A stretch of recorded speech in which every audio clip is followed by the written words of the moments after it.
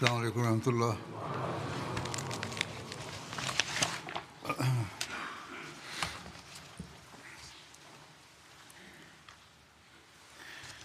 أشهد أن لا إله إلا الله وحده لا شريك له وأشهد أن محمدا عبده ورسوله أما بعد فأعوذ بالله من الشيطان الرجيم بسم الله الرحمن الرحيم الحمد لله رب العالمين الرحمن الرحيم مالك يوم الدين إياك نعبد وإياك نستعين اهدنا الصراط المستقيم صراط الذين أنعمت عليهم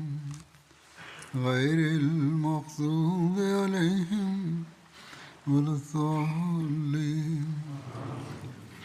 पाण सॻोरन सल्लल्लाहु अलैहि वसल्लम जी सीरत जा पहलू ग़ज़वनि ऐं सरियनि जे वाक़िअनि जे हवाले सां बयानु थी रहिया आहिनि. इन तालुक़ में सरिया उकाशा बिन महसन जो बि तारीख़ में ज़िक्र मिले थो. हीअ सरिया उकाशा बिन महसन जो ग़मर मरज़ूब पासे आहे. हीअ सरिया रबीउल अव्वल 6 हिजरी में थियो. सीरत ख़ातमुन नबीयीन में हज़रत मिर्ज़ा बशीर अहमद साहब लिखियो आहे त पाण सॻोरन सल्लल्लाहु अलैहि वसल्लम पंहिंजे हिकिड़े मुहाजिर असहाबी उकाशा बिन महसन खे 40 मुसलमाननि ते आफ़ीसर बणाए कबीले बनी असद जे मुक़ाबले जे लाइ रवानो फ़रमायो. हीउ कबीलो उन वक़्तु हिकिड़े चश्मे जे वेझो ड्राबो कयूं वेठो हो जंहिंजो नालो ग़मर हो, जेको मदीने खां मके पासे कुझु ॾींहंनि जे मुफ़ासिले ते मौजूदु हो. उकाशा जी पार्टी जल्दी जल्दी सफ़र करे ग़मर पहुती त जीअं उन्हनि खे शरारत खां रोके सघिजे. जेको मनसूबो ठाहे रहिया हुआ उहे माण्हू उनखां रोकियो वञे त ख़बर पई त कबीले जे माण्हुनि खे मुसलमाननि जी ख़बर पइजी वई त हेॾे होॾे मुंतशिर थी विया. इन ते उकाशा ऐं उन जा साथी मदीने न वापसि मोटी आया ऐं का लड़ाई न थी. अहिड़ी तरह सरिया मोहम्मद बिन मसलमा जो ज़िक्र मिले थो. हीअ सरिया रबीउ सानी 6 हिजरी में पेश आयो. रसूलुल्लाह सल्लल्लाहु अलैहि वसल्लम हज़रत मोहम्मद बिन मसलमा खे बनू सालबा ऐं बनू उवाल ॾांहुं मोकिलियो जेके ज़ुल्क़सा में रहंदा हुआ ऐं ज़ुल्क़सा मदीने खां रब्ज़ा जे रस्ते ते 24 मीलनि जे मुफ़ासिले ते आहे. रसूलुल्लाह सल्लल्लाहु अलैहि वसल्लम हज़रत मोहम्मद बिन मसलमा खे 10 माण्हू ॾेई मोकिलियो. हीअ जमात राति महल उते पहुती. उन्हनि माण्हुनि हज़रत मोहम्मद बिन मसलमा ऐं उन्हनि जे साथियुनि खे वकोड़े वरितो इन हाल में जो हू सुता पिया हुआ ऐं हू 100 माण्हू हुआ दुश्मन जा. मुसलमाननि खे उन वक़्त ताईं ख़बर न पई जेसि ताईं जो दुश्मननि उन्हनि जो तीरनि सां मुहासिरो न करे वरितो. हज़रत मोहम्मद बिन मसलमा जल्दी में उथिया ऐं उन्हनि वटि कमान हुई. पाण पंहिंजे साथियुनि खे ज़ोर सां सॾु कयाऊं त हथियार संभाले वठो. हू सभई बि जल्दी में उथिया. राति जी हिकिड़ी घड़ी तीर अंदाज़ी थींदी रही. कुझु वक़्त ताईं तीर अंदाज़ी पाण में थी. पोइ बदुनि नेज़नि सां हमिलो करे हिननि जा जेके बाक़ी हुआ साथी सभिनी खे शहीद करे छॾियऊं ऐं हज़रत मोहम्मद बिन मसलमा ज़ख़्मी थी किरी पिया. संदन भेॾीअ ते अहिड़ो धकु लॻो जो पाण चुरी न पिया सघनि ऐं हिननि माण्हुनि उन्हनि जा कपिड़ा लाथा ऐं हलिया विया. हिकिड़ो मुसलमान माण्हू उन्हनि मक़तूलनि जे भरिसां लंघियो. उन इन्ना लिल्लाहि व इन्ना इलैहि राजिऊन पढ़ियो. जॾहिं हज़रत मोहम्मद बिन मसलमा उनखे ॿुधो त चुरपुर कयईं. उन हज़रत मोहम्मद बिन मसलमा खे खाधो ॾिनो ऐं उन्हनि खे सुवारी ते विहारे मदीने वठी आयो. मोहम्मद बिन मसलमा जे साथियुनि जी शहादत जे ज़िमेदार दुश्मननि खां पला जे लाइ बि हिकिड़े सरीए जो ज़िक्र मिले थो। हीउ सरिया हज़रत अबू उबैदा बिन अल जराह चवराए थो। इन जे तफ़सील में हज़रत मिर्ज़ा बशीर अहमद साहब लिखियो आहे त पाण सॻोरन सलाहु वसलम खे जॾहिं इन्हनि हालात जी ख़बर पई, माना त ज़ुल्कसा में मोहम्मद बिन मसलमा जे साथियुनि जी शहादत जी ख़बर पई, त पाण अबू उबैदा बिन अल जराह खे जेके कुरैश मां हुआ ऐं कबार असाबनि में ॻणिया वेंदा हुआ, मोहम्मद बिन मसलमा जे इंतकाम जे लाइ ज़ुल्कसा ॾांहुं रवानो फ़रमायाऊं। ऐं छो त इन वक़्त में हीअ बि इतलाह मौसूल थी चुको हुयो त कबीले बनू सालबा जा माण्हू मदीने जे आस पास ते हमले जो इरादो रखनि था। तंहिं करे पाण सॻोरन सलाहु वसलम अबू उबैदा जी कमान में 40 मुस्तैद असाबनि जी हिकिड़ी जमायत मोकिली ऐं हुकुम ॾिनऊं त राति सफ़र करे सुबुह महल ओसाईं पहुची वञो। अबू उबैदा इरशाद जी तामील में यलगार करे ऐं सुबुह जी नमाज़ महल उन्हनि खे वञी झलियो ऐं हू इन ओचिते हमले खां घबराए थोरे मुक़ाबले खां पोइ वठी भॻा ऐं भरिसां जे जबलनि में गुम थी विया। अबू उबैदा गनीमत जे माल ते कब्ज़ो कयो ऐं मदीने ॾांहुं वापसि मोटी आया। इन मुहिम में जन ॿिनि असाबनि जो ज़िक्र आहे, माना त मोहम्मद बिन मसलमा ऐं अबू उबैदा बिन अल जराह। उहे ॿई कुबार असाबनि मां हुआ।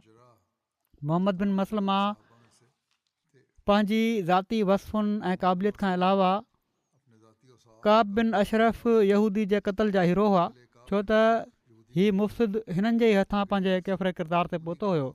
मोहम्मद बिन मसलमा अंसार जे क़बीले औस सां तालुक़ु रखंदा हुआ ऐं हज़रत उमर जी ख़िलाफ़त में उन्हनि जा ख़ासि मुअतमद सम्झा वेंदा हुआ। जीअं त हज़रत उमर उमूमनि हिननि खे ई पंहिंजे उमाल जी शिकायतुनि जी तहक़ीक़ जे लाइ मोकिलींदा हुआ। हज़रत उस्मान जी वफ़ात खां पोइ जॾहिं मुसलमाननि में अंदरूनी फितननि जो दरवाज़ो खुलियो त मोहम्मद बिन मसलमा पंहिंजी तलवार खे हिकिड़े पथर ते भञी पंहिंजे हथ में सिर्फ़ु हिकिड़ी लठ खणी वरिती ऐं जॾहिं कंहिं इन जो सबबु पुछियो त उन्हनि चयो त पाण सॻोरन सलाहु वसलम खां मां इहो ई ॿुधो आहे त जॾहिं मुसलमाननि जे अंदरि पाण में क़त्ल गारत जो दरवाज़ो खुले त तूं तलवार भञी घर में ईअं लिकी वेही रहिजांइ जहिड़ी तरह कंहिं कमरे में उनजो फ़र्श पयल हूंदो आहे। हीउ हुकुम ग़ालिबन मोहम्मद बिन मसलमा जे लाइ या इन फितने जे लाइ ख़ासि हुयो, न त कॾहिं कॾहिं अंदरूनी फितननि जो मुक़ाबिलो बि हिकिड़ो आला दीनी ख़िदमत जो रंग रखंदो आहे।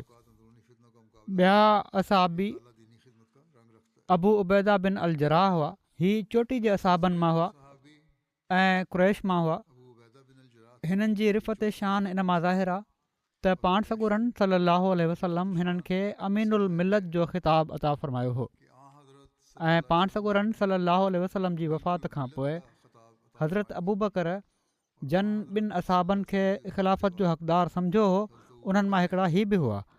अबू उबैदा हज़रत उमर जे दौर में ताउन जे मरतब खे फ़ौत थी शहीद थिया। वरी हिकिड़ो सरिया आहे, सरिया ज़ैद बिन हारिसा, जेको बनू सुलैम ॾांहुं मोकिलियो वियो। इन जे बारे में हज़रत मिर्ज़ा बशीर अहमद साहब लिखनि था त महीने रबियुल अवल 6 हिजरी में पाण सॻोरन सलाहु वसलम पंहिंजे आज़ादु कयल ग़ुलाम ज़ैद बिन हारिसा जी अमारत में कुझु मुसलमाननि खे कबीले बनी सुलैम ॾांहुं रवानो फ़रमायो। हीउ कबीलो उन वक़्तु नजद जे इलाइक़े में जमूम जॻह ते आबाद हुयो ऐं हिकिड़े वॾे वक़्त खां पाण सॻोरन सलाहु वसलम जे ख़िलाफ़ु जंग जी हालत में हलंदो पियो अचे। जीअं त ग़ज़वे खंदक में बि इन कबीले मुसलमाननि जे ख़िलाफ़ु नुमायां हिसो वरितो हो। जॾहिं ज़ैद बिन हारिसा ऐं उन्हनि जा साथी जमूम में पहुता, जेको मदीने खां तक़रीबन 50 मीलनि जे मुफ़ासिले ते हो, त ॾिठऊं त उहो ख़ाली आहे। पर उन्हनि खे कबीले मुज़ैना जी हिकिड़ी औरत हलीमा नाले खां जेका इस्लाम जे मुखालफ़नि मां हुई, उन जॻह जो पतो पइजी वियो जिथे उन वक़्तु कबीले बनू सुलैम जो हिकिड़ो हिसो पंहिंजा ढोर ढगा चारे पोइ पियो। जीअं त इन इतलाह मां फ़ाइदो वठी ज़ैद बिन हारिसा उन हंधि छापो हयो। इन ओचिते हमले खां घबराए अक्सर माण्हू हेॾे होॾे भॼी मुंतशिर थी विया, पर कुझु क़ैदी ऐं ढोर ढगा मुस्लमाननि जे हथु अची विया, जिन खे हू काहे मदीने ॾांहुं वापसि मोटी आया। इतफ़ाक़ सां इन्हनि क़ैदियुनि में हलीमा जो मुड़ुसु बि हुयो ऐं तोड़े खणी हू हरबी मुख़ालिफ़ हुयो, जंग विढ़ण वारो हुयो। पाण सॻोरन सल्लल्लाहु अलैहि वसल्लम हलीमा जी इन इमदाद जे करे जेका उन मालूमात मुहैया कई हुई, इन जे करे न सिर्फ़ु हलीमा खे बिना फिदीअ जे आज़ादु करे छॾियऊं ऐं पर उन जे मुड़ुस खे बि अहसान तौरु छॾे ॾिनऊं ऐं हलीमा ऐं उन जो मुड़ुसु ख़ुशी ख़ुशी पंहिंजे वतन ॾांहुं वापसि हलिया विया। अहिड़ी तरह सरिया ज़ैद बिन हारिसा जो ज़िक्र मिले थो, जेको ईस्ट ॾांहुं मोकिलियो वियो। इन जे तफ़सील में सीरत ख़ातमुन्नबीयीन में हीअं बयानु थियो आहे त पाण सॻोरन सल्लल्लाहु अलैहि वसल्लम जमादुल ऊला 6 हिजरी जे महीने में हिननि खे माना त ज़ैद बिन हारिसा खे 170 असाबनि जी कमान में वरी मदीने खां रवानो फ़रमायो। इन मुहिम जो सबबु सीरत लिखण वारनि हीउ लिखियो आहे त शाम तरफ़ां मके जे कुरैश जो हिकिड़ो क़ाफ़िलो पियो अचे, उन जी रोकथाम जे लाइ पाण सॻोरन सल्लल्लाहु अलैहि वसल्लम इन दस्ते खे रवानो फ़रमायो हुयो। कुरैश जा क़ाफ़िला हमेशह हथियारबंद हूंदा हुआ ऐं मके ऐं शाम जे विच में ईंदे वेंदे हू मदीने जे बिल्कुलु वेझो खां लंघंदा हुआ, जंहिंजे करे उन्हनि तरफ़ां हर वक़्तु ख़तरो रहंदो हुयो। इन खां अलावा हीअ क़ाफ़िला जिथां जिथां लंघंदा हुआ अरब क़बीलनि खे मुस्लमाननि जे ख़िलाफ़ु भड़काईंदा वेंदा हुआ, जंहिंजे करे सॼे मुल्क में मुस्लमाननि जे ख़िलाफ़ु दुश्मनी जी हिकिड़ी ख़तरनाक बाहि मुश्तइल थी चुकी हुई। तंहिं करे इन्हनि जी रोकथाम ज़रूरी हुई।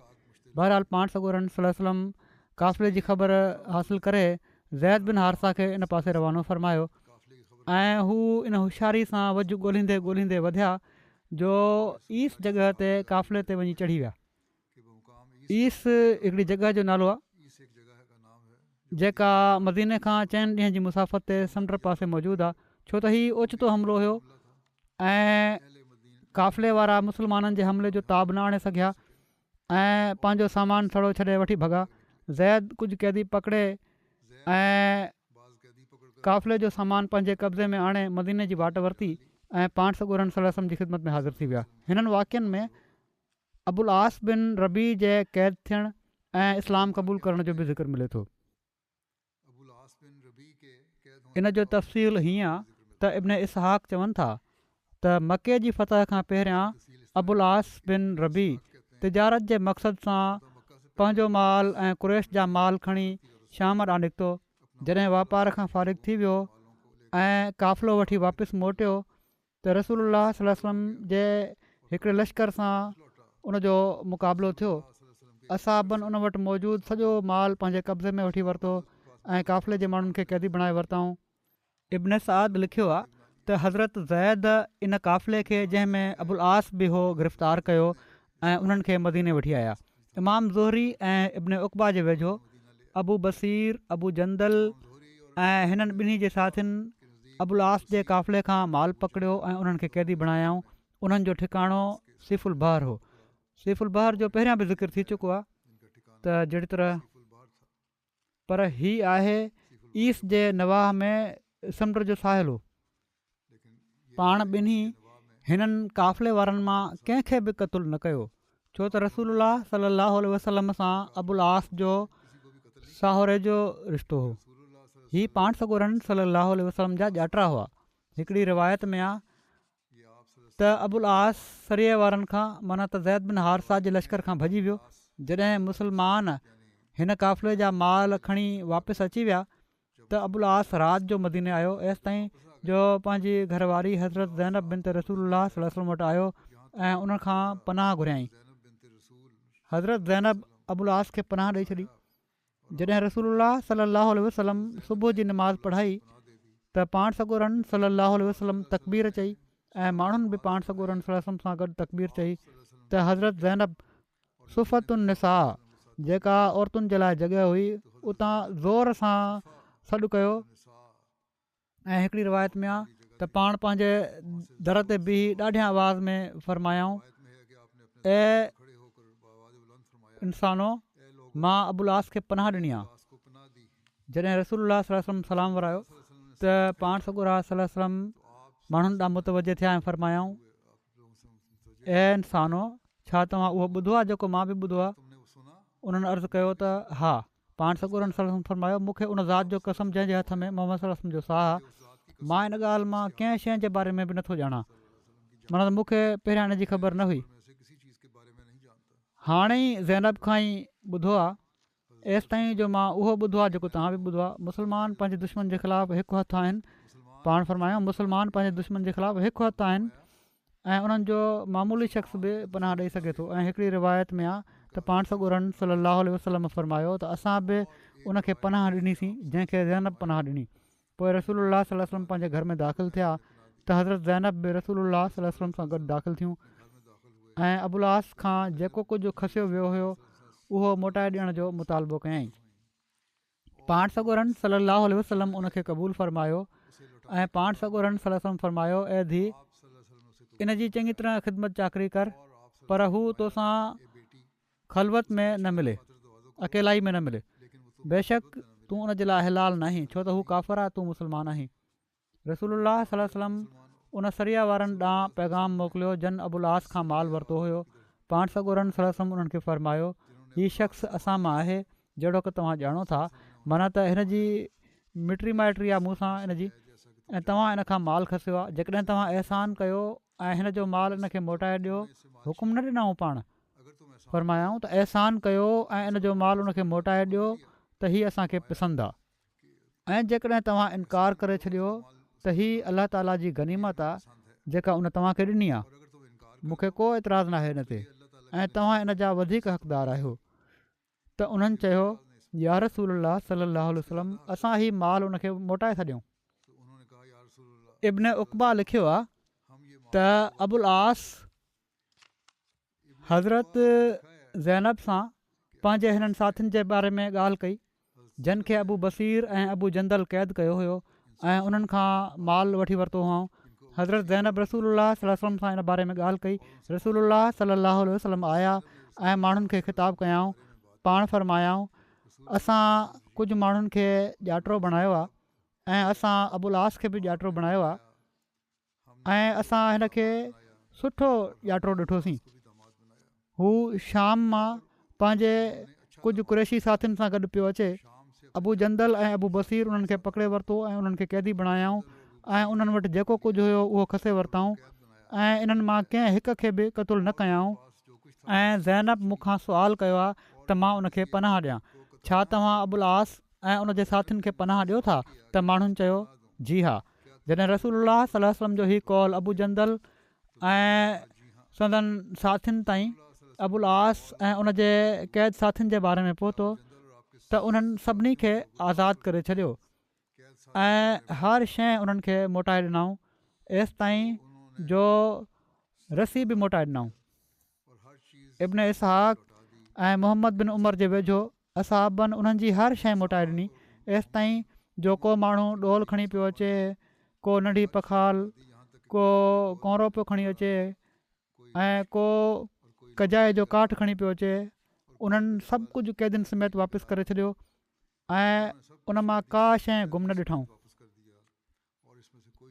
पोइ अबुल आस माल खणी मके ॾांहुं हलियो वियो ऐं हर हक़ वारे खे उनजो हक़ु ॾेई छॾियईं। पोइ उथी बीठो ऐं चवणु लॻो, मके वारनि जे साम्हूं अबुल आस चयो त ए मके वारो, छा तव्हां मां कंहिं हिक जो बि को माल मूं वटि बाक़ी रहिजी वियो आहे जंहिं उहो न वरितो हुजे?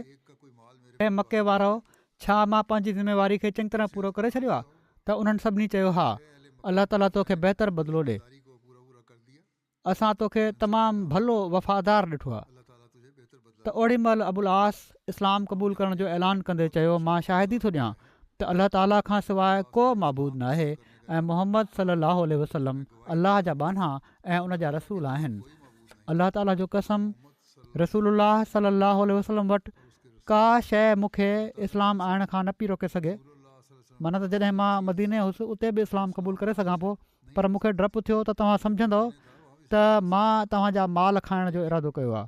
जॾहिं अलाह ताला इहे माल तव्हां ॾांहुं पहुचाए छॾिया जेके अमानतूं हुयूं मां तव्हांखे वापसि ॾेई छॾियूं ऐं मां इन्हनि खां फ़ारिग़ थी वियुसि त मूं इस्लाम क़बूलु कयो। पोइ उतां हली पिया ऐं रसूलुल्लाह सल्लल्लाहु अलैहि वसल्लम वटि मदीने अची विया।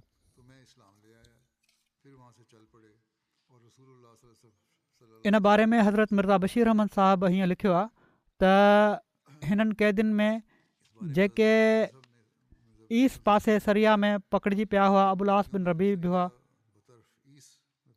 जेके पाण सॻोरनि सलम जा ॼातिरा हुआ ऐं ख़तीजा मरहूमा जे वेझनि मिटनि माइटनि मां हुआ। इन खां अॻु हू बदर वारी जंग में बि क़ैद थी आया हुआ, पर उन वक़्तु पाण सॻोरनि सलाहु वसलम उन्हनि खे इन शर्त ते छॾे ॾिनो हुयो त हू मके पहुची हुज़ूर जी साहिबज़ादी हज़रत ज़ैनब खे मदीने मोकिले छॾींदा। अबुल आस इन वाइदे खे पूरो त करे छॾियो, पर हू ख़ुदि अञा ताईं शिरक ते क़ाइमु हुआ। जॾहिं ज़ैद बिन हारिसा उन्हनि खे क़ैद करे मदीने में आंदो त राति जो टाइम हुयो, पर कहिड़ी तरह अबुल आस हज़रत ज़ैनब खे इतलाह मोकिले छॾियो त अहिड़ी तरह मां क़ैद थी हिते पहुची वियो आहियां, तूं जेकॾहिं मुंहिंजे लाइ कुझु करे सघें थी त कर।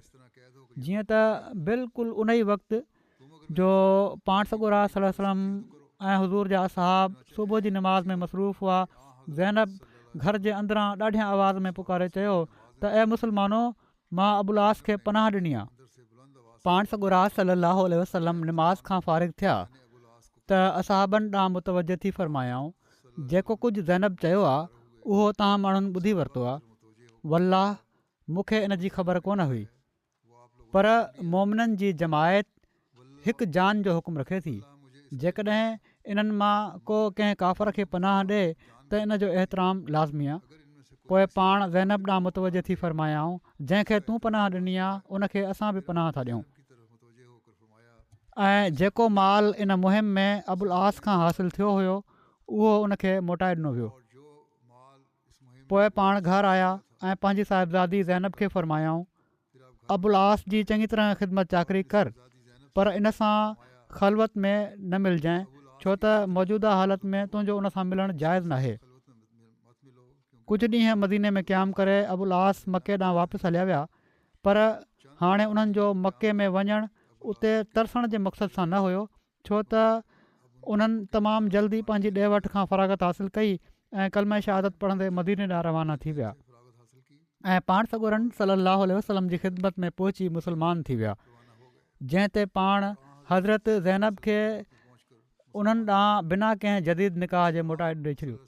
माना त हाणे उन्हनि खे इजाज़त ॾेई छॾियाऊं त हू घरवारी तौरु रही सघनि थियूं। किन रिवायतुनि में हीअ बि अचे थो त उन वक़्तु हज़रत ज़ैनब ऐं अबुल आस जो ॿीहर निकाह पढ़ायो वियो हुयो, पर पहिरीं रिवायत वधीक मज़बूत ऐं सही आहे। हज़रत अबुल आस जो तिजारती कारोबार मके में हुयो, तंहिं करे हू मदीने में क़याम न पिया करे सघनि। जीअं त इस्लाम क़बूल करण खां पोइ हू पाण सॻोरनि सलाहु वसलम खां इजाज़त वठी वरी मके मोटी आया। मके में क़याम जे करे उन्हनि खे ग़ज़वात में शिरकत जो मौक़ो न मिली सघियो। सिर्फ़ु हिकिड़ो सरिया आहे जेको 10 हिजरी में हज़रत अली जी अॻुवाणी में मोकिलियो वियो हुयो, उन में शरीक थिया हुआ। हज़रत अली यमन मां वापसी ते उन्हनि खे यमन जो आमिल बणायो हुयो। हज़रत ज़ैनब जी 8 हिजरी में वफ़ात खां पोइ अबुल आस बि घणो वक़्तु जीअरा न रहिया ऐं 12 हिजरी में हू फ़ौत थी विया। वरी हिकिड़े ग़ज़वा जो ज़िक्र मिले थो जेको ग़ज़वा बनू लहयान चवराए थो। हीउ नालो लिहयान ऐं लहयान ॿिन्ही तरह अचे थो। बनू लहयान बनू हुज़ैल जो हिकिड़ो पाड़ो हुआ। मके खां 3 मरहलनि ते उस्फ़ान जी वादी हुई, जंहिंजे उत्तर ओभर में 5 मीलनि जे मुफ़ासिले ते गुर्रान वादी में बनू लहयान रहंदा हुआ। ग़ज़वा बनू लहयान जे बारे में इख़्तिलाफ़ आहे त हीउ कहिड़े महीने ऐं साल में थियो। अलामा इब्न साद जे मुताबिक़ हीउ ग़ज़वा रबीउल अवल 6 हिजरी जी बिल्कुलु शुरूआति में थियो। मोहम्मद बिन उमर जे मुताबिक़ रजब 6 हिजरी ऐं अलामा इब्न इसहाक़ जे मुताबिक़ हीउ ग़ज़वा बनू कुरैज़ा जे 6 महीननि खां पोइ जमादुल उला 6 हिजरी में थियो। अलामा हाकिम इन खे शाबान महीने जो ग़ज़वा लिखियो आहे। अलामा इब्न हज़म 5 हिजरी, अलामा ज़हबी 6 हिजरी ऐं किन सीरत निगारनि इन खे 4 हिजरी जो ग़ज़वा लिखियो आहे. हज़रत मिर्ज़ा बशीर अहमद साहिबु जेको नतीजो अख़ज़ कयो आहे उनखे जमादुल उला 6 हिजरी बमुताबिक़ सेप्टेंबर 627 जो ग़ज़वा लिखियो आहे. पाण लिखनि था त ग़ज़वा बनु लहयान जी तारीख़ जे बारे में मौरख़ीन में इख़्तिलाफ़ु आहे. इब्न साद उनखे रबिउल अव्वल 6 हिजरी में बयानु कयो आहे, पर इब्न इसहाक़ ऐं तबरी तसरीह कई आहे त उहो जमादुल उला 6 हिजरी में थियो हुयो. पाण चवनि था त मां हिन हंधि इब्न इसहाक़ जी पैरवी कई आहे, माना त उन्हनि जे वेझो उहो सही आहे.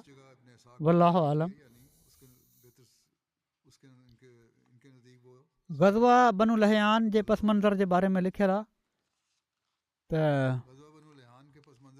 हज़रत मिर्ज़ा बशीर अहमद साहिबु लिखनि था असहाबे रजी जे अलमनाक वाक़े जो हवालो ॾेई करे ज़िक्र कनि था त इन मौक़े ते 10 बेगुनाह मुस्लमान जेके इस्लाम जी पुरअमन तबलीग जे लाइ मोकिलिया विया हुआ उन्हनि खे वॾी बेदर्दी ऐं दोखे सां क़तलु कयो वियो हुयो.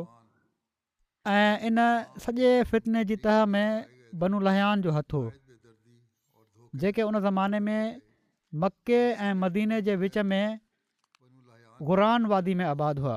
तबनि पाण सॻोरन सल्लल्लाहु अलैहि वसल्लम खे इन वाक़े जो सख़्तु सदमो हो ऐं छो त बनु लहयान जो रवैयो अञा ताईं ओड़ी तरह दुश्मनी वारो हुयो ऐं फ़साद वारो हुयो ऐं उन्हनि तरफ़ां आईंदा जे लाइ बि खुटको हुयो त हू मुस्लमाननि जे ख़िलाफ़ु कंहिं वधीक फितन अंगेज़ी जो सबबु न बणिजनि.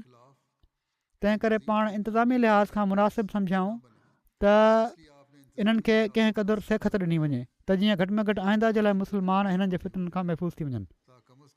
तंहिं करे पाण सॻोरन सल्लल्लाहु अलैहि वसल्लम हज़रत इब्न मख़्तूम खे मदीने ते नाइबु मुक़ररु कयो ऐं इन सेखत ॾियण जी मुहिम जे लाइ पाण निकिता ऐं इब्न मख़्तूम खे नाइबु मुक़ररु कयाऊं. रसूलुल्लाह सल्लल्लाहु अलैहि वसल्लम साण 200 असहाब ऐं 20 घोड़ा करे मदीने खां उत्तर पासे शाम जे रस्ते ते रवाना थिया. जॾहिं त बनु लहयान मदीने जे ॾखण में हिजाज़ में मके जे रस्ते जे वेझो रहंदा हुआ. उत्तर पासे वञण जो सबबु हीउ हुयो जो पाण बनु लहयान ते उन्हनि जी लाइल्मी में ओचितो हमिलो करणु चाहिनि पिया त जीअं हू हमले जो इतलाह ॿुधी किथे भॼी न वञनि. इन मक़सद जे लाइ पाण अहिड़ो रस्तो इस्तेमालु कयऊं जेको आमतौर ते इस्तेमालु न थींदो हुयो ऐं तेज़ीअ सां सफ़र कंदे बनु लहयान जी वस्ती ग़ुरान में पहुची विया जिथे पाण सॻोरन सल्लल्लाहु अलैहि वसल्लम जा असहाब शहीद थिया हुआ. पाण पंहिंजे शहीद असहाबनि जे लाइ रहमत जी दुआ घुरियाऊं. बनु लहयान खे हुज़ूर जे अचण जी ख़बर पई त हू जबलनि जी चोटियुनि ॾांहुं भॼी विया. तंहिं करे उन्हनि मां को बि न पकिड़िजी सघियो. पाण 1 या 2 ॾींहं उते क़याम फ़रमायाऊं ऐं हर पासे टोला रवाना कयाऊं, पर पोइ बि को बि न पकिड़ियो वियो. पाण मंज़िल मक़सूद ते पहुची उते कुझु वक़्तु क़याम फ़रमायाऊं ऐं रिवायत अचे थी त जॾहिं इन सफ़र में पाण उन जॻह ते पहुता जिथे संदन असहाब शहीद कया विया हुआ त हुज़ूर ते सख़्तु रिकत तारी थी वई ऐं पाण वॾी मिनत सां हिननि शहीदनि जे लाइ दुआ घुरियाऊं.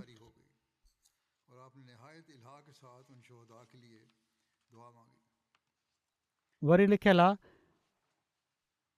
त जॾहिं बनु लहयान ते ओचिते हमले जो इरादो उन्हनि जे जबलनि ते भॼी वञण जे करे पूरो न थियो त पाण सॻोरा सल्लल्लाहु अलैहि वसल्लम उस्फ़ान ताईं विया त जीअं मके वारा सम्झनि त पाण मके अचण वारा आहिनि. तंहिं करे पाण पंहिंजे असाबनि सां गॾु उस्फ़ान हलिया विया. इब्न इसहाक़ जे मुताबिक़ पाण 2 घोड़ेसवार मोकिलियाऊं ऐं इब्न साद जे मुताबिक़ पाण हज़रत अबू बकर खे 10 घोड़ेसवारनि सां मोकिलियाऊं त जीअं कुरैश हिननि जे बारे में ॿुधनि ऐं हिननि खां डिॼी वञनि. हज़रत अबू बकर कराउल गमीम ताईं विया जेका असफ़ान खां 8 मीलनि जे मुफ़ासिले ते हिकिड़ी वादी आहे. पोइ हज़रत अबू बकर उस्फ़ान ॾांहुं वापसि अची विया ऐं कंहिंसां हिननि जो टकराउ न थियो. इन खां पोइ रसूलुल्लाह सल्लल्लाहु अलैहि वसल्लम मदीने वापसी जो सफ़र शुरू कयो ऐं 14 ॾींहं ॿाहिरि रहण खां पोइ वापसि अची विया। हज़रत मिर्ज़ा बशीर अहमद साहब लिखनि था त वापसीअ जे सफ़र दौरान पाण हिकिड़ी दुआ फ़रमायाऊं जंहिंखे बाद में मुस्लमान पंहिंजे अहम सफ़रनि तां वापसी जे मौक़े ते उमूमन पढ़ंदा हुआ। हीअ दुआ हीअ आहे त आइबून ताइबून आबिदून साजिदून ले रब्बिना हामिदून, माना त असां माण्हू पंहिंजे ख़ुदा ॾांहुं मोटण वारा आहियूं, उन ई ॾांहुं झुकण वारा आहियूं, उन जी इबादत करण वारा आहियूं, उन जे साम्हूं किरण वारा ऐं पंहिंजे रब जी तारीफ़ जा गीत ॻाइण वारा आहियूं। पाण सॻुरा सल्लल्लाहु अलैहि वसल्लम ख़ुदि बि पंहिंजे बाद जे सफ़रनि में उमूमन हीअ दुआ फ़रमाईंदा हुआ ऐं कॾहिं कॾहिं इन सां गॾु हीअ लफ़्ज़ वाधारा बि फ़रमाईंदा हुआ त सदक़ल्लाहु वअदहू व नसर अब्दहू व हज़मल अहज़ाब वहदहू, माना त ख़ुदा असांजे ख़ुदा पंहिंजो वाइदो पूरो कयो ऐं पंहिंजे बाने जी नुसरत फ़रमायाईं ऐं दुश्मन जे लश्करनि खे ख़ुदि पंहिंजे दम सां पसपा करे छॾियईं। हीअ दुआ जेका ग़ज़वा बनु लहयान जे तालुक़ में सीरत निगारनि बयानु कई आहे, ॿियनि मुहदसनि बि इन जी तस्दीक कई आहे, पंहिंजे अंदरि हिकिड़ी ख़ासि कैफ़ियत जी हामिल आहे ऐं इन जे मुताले सां उन्हनि जज़्बात जो अंदाज़ो करण जो मौक़ो मिले थो जेके उन फ़साद सां भरियल ज़माने में पाण सॻोरनि सल्लल्लाहु अलैहि वसल्लम फ़िदाहो नफ़्सी जे मुतहर क़ल्ब में मौजूदु हुआ ऐं जिन खे पाण सॻोरा सल्लल्लाहु अलैहि वसल्लम पंहिंजे असहाबनि अंदरि पैदा करणु चाहिनि पिया। इन दुआ में हीअ तड़प मख़फ़ी आहे त दुश्मन तरफ़ां जेका रंडक मुस्लमाननि जी इबादत गुज़ारी ऐं इस्लाम जी पुरमन तबलीग जे रस्ते में विधी पई थी वञे, अलाह ताला उनखे ख़तमु फ़रमाए ऐं जंहिं हद ताईं अलाह ताला इन रंडक खे ख़तमु कयो आहे इन ते शुक्रगुज़ारी जो गीत ॻायो वियो आहे। इन जो मिसाल ईअं आहे जो हिकिड़ो शख़्स पंहिंजे हिकिड़े तमामु दिलपसंद कम में मुनहमिक हुजे ऐं पोइ यकदमि को ॿियो शख़्स उन जे कम में मुख़िल थी उन जी तवजो खे मुंतशिर करे छॾे, पर कुझु वक़्त खां पोइ ख़ुदाई फज़ल हेठि हीअ रंडक ख़तमु थी वञे ऐं उन शख़्स खे वरी पंहिंजे महबूब मशग़ले में मसरूफ़ थियण जो मौक़ो मिली वञे। अहिड़े मौक़े ते जेके जज़्बात उन शख़्स जी दिलि में पैदा थींदा उहे ई हिन दुआ में मख़फ़ी आहिनि, छो त पाण सॻोरा सल्लल्लाहु अलैहि वसल्लम फ़रमाइनि था त असां हिन सफ़र जी वक़्ती रखने अंदाज़ी खां आज़ादु थी वरी उन कैफ़ियत ॾांहुं वापसि अचूं पिया था जो जंहिंमें असां पंहिंजे ख़ुदा जी यादि में वक़्तु गुज़ारे सघंदासीं ऐं उन जे हमद जा गीत ॻाइण जो मौक़ो मिलंदो। हा, उहो ई ख़ुदा जेको इन खां पहिरियां बि केतिरनि ई मौक़नि ते असांखे दुश्मननि जे फितने खां महफ़ूज़ करे अमुन अता कंदो रहियो आहे। हीउ जज़्बो केॾो न मुबारक, केॾो न दिलकश ऐं केॾो न पुरअमन आहे, पर अफ़सोस आहे त पोइ बि कुझु इस्लाम जा दुश्मन एतिराज़ खां नथा मुड़नि ऐं इहो ई चवंदा था वञनि त पाण सॻोरनि सल्लल्लाहु अलैहि वसल्लम ऐं संदन असाबनि जो असुलु मक़सदु जारहाणी फ़ौज कशी ऐं दुनिया तलबी हुई। वरी हिकिड़ो सरिया ज़ैद बिन हारसा आहे। हीअ सरिया जमादुल आख़िर 6 हिजरी में थियो। रसूलुल्लाह सल्लल्लाहु अलैहि वसल्लम हज़रत ज़ैद बिन हारसा खे बनु सालबा बिन साद ॾांहुं तरिफ़ जॻह ॾांहुं मोकिलियो। तरिफ़ बनु सालबा जे हिकिड़े खूह जो नालो आहे जेको इराक़ जे रस्ते में मदीने खां 36 मील परे आहे। हज़रत ज़ैद बिन हारसा 15 माण्हुनि सां गॾु निकिता एसि ताईं जो जॾहिं तरिफ़ में पहुता त उते उठनि ऐं ॿकरियुनि खे पकिड़े वरिताऊं ऐं उते मौजूदु ॻोठाणा डिॼी विया त रसूलुल्लाह सल्लल्लाहु अलैहि वसल्लम उन्हनि ॾांहुं हली पिया आहिनि ऐं हू उतां भॼी विया। हज़रत ज़ैद बिन हारसा जानवरनि खे हकले मदीने काहे आया। बनु सालबा जा माण्हू इन्हनि असहाबनि जी ॻोल्हा में निकिता पर हू असहाबनि खे न पकिड़े सघिया। असहाब कुल 20 उठ काहे आया। 4 रातियूं इन मुहिम जे लाइ ॿाहिरि रहिया ऐं लड़ाई जी ज़रूरत न पई। इन सरिया में मुस्लमाननि जो शिआर अमित अमित हो। बाक़ी इंशाअल्लाह आईंदा। अॼुकल्ह जेके दुनिया जा हालात आहिनि उहे सभिनी खे ख़बर आहे।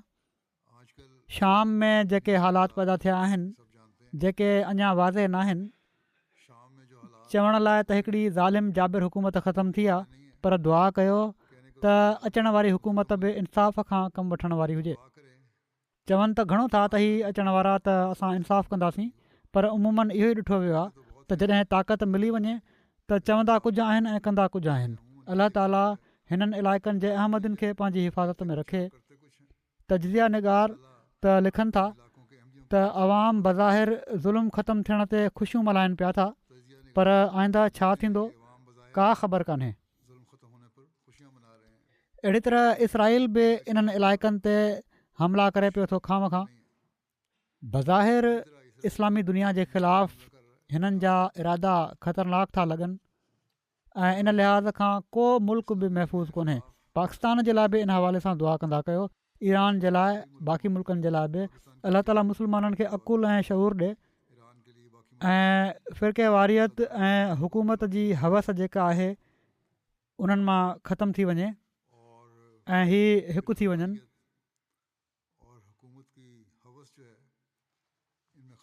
जेकॾहिं इहे ई जारी रहियूं अहिड़े क़िस्म जूं हरकतूं मुस्लमाननि तरफ़ां, त पोइ अहिड़नि ज़ालिमनि जी अलाह ताला कीअं थो मदद करे सघे जेके पंहिंजनि माण्हुनि खे ई मारे रहिया हुजनि। बहरहाल ॾाढियूं दुआऊं कयो, अलाह ताला हर अहमदी खे हिननि जे शर खां महफ़ूज़ रखे। अहमदी नई हिननि मुस्लमाननि जे हथां महफ़ूज़ आहिनि, हिननि नाम निहाद मुस्लमाननि जे, नई गैरनि जे हथां जेके मुस्लमाननि जे ख़िलाफ़ु आहिनि। अलाह ताला रहम फरमाए ऐं असांखे हर लिहाज़ खां पंहिंजी हिफ़ाज़त में रखे। अहिड़ी तरह दुनिया में अॼुकल्ह तूफ़ान बि ॾाढा अचनि पिया था। कुझु ॾींहं पहिरियां मायोट में तूफ़ान आयो, उते बि अहमदी आहिनि, अलाह ताला जे फज़ल सां महफ़ूज़ आहिनि ऐं जमायत बि उते ख़िदमत करे पई थी ऐं इन जी उते हुकूमत बि साराह कई आहे। जिथे खाधो माण्हू वातां घुरियल पैसनि ते विकिणनि पिया था, बुखायलनि खे खाधो उते नथो पियो मिले, जमायत अलाह ताला जे फज़ल सां उते ख़िदमत करे पई थी ऐं खाधो खाराए रही आहे। पर बहरहाल दुआ कयो त अलाह ताला हिननि ॿेटनि खे आसमानी आफ़तुनि खां महफ़ूज़ रखे। इन खां पोइ मां जनाज़ा पढ़ाईंदुसि। नमाज़ खां पोइ पहिरियों जनाज़ो आहे अमीर हसन मिरानी साहबु, शहीद आहिनि। हीअ दुर मोहम्मद साहब ऑफ नुसरताबाद ज़िले मीरपुर ख़ास जा पुट हुआ। कुझु ॾींहं पहिरियां हिननि खे शहीद कयो वियो। इन्ना लिल्लाहि व इन्ना इलैहि राजिऊन। घर पिया वञनि मस्जिद मां, फायरिंग करे हिननि खे शहीद कयो वियो। मरहूम मूसी हुआ। हिननि जे पोइते रहिजी वियल घर भातियुनि में वालदा ऐं घरवारी ऐं 2 पुट ऐं 3 धीअरूं आहिनि, भेण भाइर आहिनि। तफ़सील मुताबिक़ अमीर हसन साहब 13 डिसंबर सुबुह जी निमाज़ तहजुद ऐं फजर जी निमाज़ बाजमायत अदागी खां पोइ पंहिंजे घर पिया वापसि वञनि।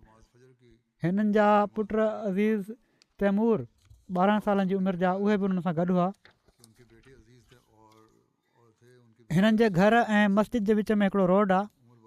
हिननि अञा रोड क्रॉस ई कयो हुयो जो 2 अणॼातल मोटर साइकिल सवार माण्हू पहिरियां ई उते मौजूदु हुआ। उन्हनि जा मुंहं ढकियल हुआ। उन्हनि वेझो अची नालो पुछियो, सुञाणप थियण ते फायरिंग करे ॾिनऊं। शहीद मरहूम खे 5 गोलियूं लॻियूं, जंहिंजे नतीजे में थॾे ते ई शहीद थी विया। इन्ना लिल्लाहि व इन्ना इलैहि राजिऊन। इन खां पोइ हमिलो कंदड़ उतां भॼी विया। हिननि जे पुट अज़ीज़ तैमूर खे अलाह ताला मौजज़ाने रंग में महफ़ूज़ रखियो। पुट तमामु हिमत ऐं हौसले जो मुज़ाहिरो कंदे जमात जे माण्हुनि खे वाक़े जो इतलाह ॾिनो। मरहूम जे ख़ानदान में अहमदियत हिननि जे पड़नाने मुकरम धणी बख़्श साहिब जे ज़रिए आई हुई। जन 1937 में ख़िलाफ़त सानिया जे दौर में बैत कई हुई। शहीद मरहूम जा ॾाॾा अहमदी न हुआ, पर बाक़ी ख़ानदान अहमदियत क़बूल करे वरिती। चाचनि शहीद मरहूम जे वालिद दुर मोहम्मद ख़िलाफ़त सानिया जे दौर में 1964 में बैत कई हुई। मुकरम सैयद दाऊद मुज़फ़र शाह साहब उन्हनि ॾींहनि में उते हुआ, ज़मीन संभालींदा हुआ उन्हनि जे ज़रिए सां। शहीद ॿनी ॿारे जो कमु कंदा हुआ ऐं कुझु वक़्त खां नुसरताबाद में सिक्योरिटी गार्ड तौर बि ड्यूटी ॾेई रहिया हुआ। मरहूम खे क़ाइद मजलिस ख़ुदामुल अहमदिया जी ख़िदमत जी तौफ़ीक़ मिली ऐं शहादत महल सेक्रेटरी वक़फ़े नौ तौरु ख़िदमत करे रहिया हुआ। ख़िलाफ़त सां इख़लास ऐं वफ़ा जो वॾो तालुक़ु हुयो। महिमान नवाज़ हुआ, हलीम तबियत जा मालिक हुआ। हिननि जूं वालदा चवनि थियूं त असांजे लाइ हीउ वॾो एज़ाज़ आहे त मुंहिंजे पुट खे शहादत मिली। मूंखे त जेकॾहिं ॿियो पुटु बि क़ुर्बान करिणो पए त क़ुर्बान करे छॾियां जमात जे लाइ। वॾे हौसले वारी माउ आहे। हमेशह भेण भाउरनि जो ख़्यालु रखंदा हुआ। पंहिंजे वालिद जे फ़ौत थियण खां पोइ कंहिं सुवालीअ खे हथे ख़ाली न मोटाईंदा हुआ। पाड़े में गैरहमदी औरत हुई, नाबीना हुई, उनजी ॿकरियुनि जो ऐं उनजे ॿारनि जो ख़्यालु रखंदा हुआ ऐं उन्हनि खे स्कूल वठी वेंदा हुआ। ॿारनि खे निमाज़ बा जमात जा वॾा पाबंद हुआ। अमीर साहब ज़िला मीरपुर ख़ासि लिखनि था त हर जमायती प्रोग्राम जे लाइ सभु कम छॾे ड्यूटी ते हाज़िर थी वेंदा हुआ ऐं गुज़िरियल हिकिड़े महीने खां चवनि था त मरहूम में मूं नुमाया तब्दीली ॾिठी आहे जो फजर खां पहिरियां अची मस्जिद खोलणु, नफ़िल पढ़णु रोज़ जो मामूलु हुयो। ईअं पियो लॻे त जीअं हिकिड़े नए अमीर हुसैन जनमु वरितो आहे। ख़ालिद बलोच आहिनि, जामिया जा उस्ताद आहिनि, हिननि जा माइट आहिनि। चवनि था त हिननि जी ख़ूबियुनि में दिलेरी ऐं ॿियनि जे कमु अचणु तमामु घणो आहे। जॾहिं बि हिननि सां मुलाक़ात थींदी हुई हमेशह रूहानी मामला बहस हेठि ईंदा हुआ। ख़ुदा ऐं अक्सर ख़ुदा ऐं बाने जे तालुक़ खे कीअं बहितर करे सघिजे थो इन ते ॻाल्हि कंदा हुआ। हिकिड़ा ॿिया मुरबी साहिब आहिनि, लिखनि था त इलाइक़े में हिननि जा गैर जमायत माण्हुनि सां भला तालुक़ात आहिनि। हिननि जी वफ़ात ते परे परे खां माण्हू उज़र लाइ आया ऐं सभिनी जो हीउ चवणु हुयो त हीउ सभिनी सां प्यारु मुहबत करण वारो वजूदु हुयो, हर कंहिंजो ॾुखियाई में साथ ॾियण वारो हुयो। अलाह ताला मग़फ़िरत ऐं रहम जो वर्ताव फ़रमाए, दर्जा बुलंद करे, हिननि जे ॿारनि खे पंहिंजे हिफ़्ज़-मान में रखे। ॿिए जनाज़े जो ज़िक्र आहे। मुकरम मौलाना अब्दुल सत्तार रऊफ़ साहब, मुबलिग सिलसिला मलेशिया। हीअ बि कुझु ॾींहं पहिरियां 75 सालनि जी उमिरि में फ़ौत थी विया। इन्ना लिल्लाहि व इन्ना इलैहि राजिऊन। हिननि खे 15 जनवरी 1973 में अहमदियत क़बूल करण जी सआदत मिली। अक्टूबर 77 में जामिया अहमदिया रबवा में दाख़िल थिया। मुबशर जो कोर्स मुकमिल कयाऊं। मुख़्तलिफ़ मुल्कनि में ख़िदमत जी तौफ़ीक़ हासिलु कयाऊं।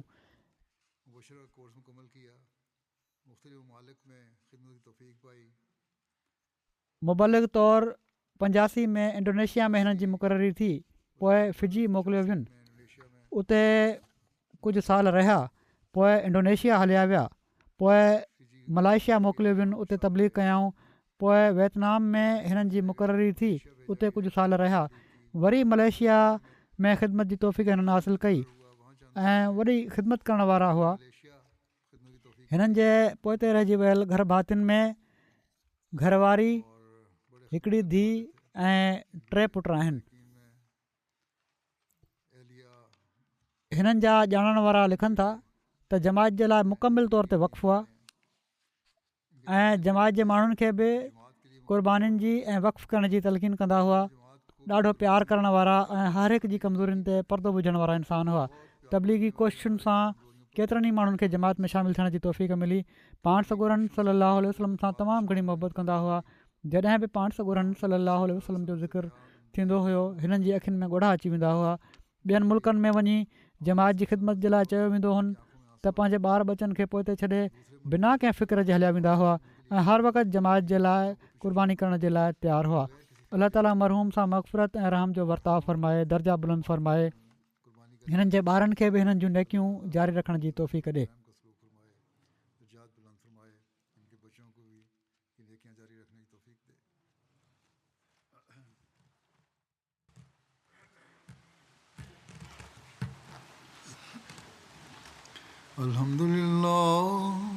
अल्हम्दुलिल्लाह नहमदुहु व नस्तईनुहु व नस्तग़फिरुहु व नुमिनु बिही व नतवक्कलु अलैहि व नऊज़ु बिल्लाहि मिन शुरूरि अनफुसिना व मिन सय्यिआति अअमालिना मन यहदिहिल्लाहु फला मुदिल्ल लहु व मन युद्लिल्हु फला हादिय लहु ونشهد أن لا إله إلا الله ونشهد أن محمدا عبده ورسوله عباد الله رحمكم الله إن الله يأمر بالعدل والإحسان وإيتاء ذي القربى وينهى عن الفحشاء والمنكر والبغي يعظكم لعلكم تذكرون